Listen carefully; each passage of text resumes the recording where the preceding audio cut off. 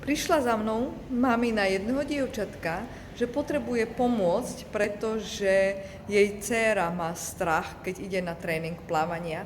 A jej dcéra mi porozprávala, že napriek tomu, že sa teší na tréningy, aj na to plávanie, tak prvá jej reakcia je, že sa jej stiahne žalúdok, dostane krč žalúdka a ako prvé si povie, že nie, nechcem ísť do vody.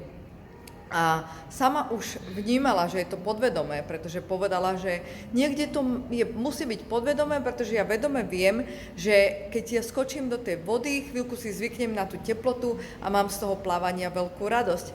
Nakoniec sme to spolu identifikovali. Jednalo sa o reakciu na zážitok z iného tréningu, kedy trénerka na ňu kričala a veľmi neprimerane ju s prepáčením zdrbala a pritom tá malá klientka povedala, že ona robila, čo sa dalo, len to bolo pre ňu veľmi nepríjemné, ako na ňu veľmi tá trénerka kričí. Takže sme potrebovali tento zážitok, ktorý je vyvolal túto reakciu tela, neutralizovať a nastaviť radosť do toho, ísť do vody a ísť na tréningy. A sa nám to podarilo.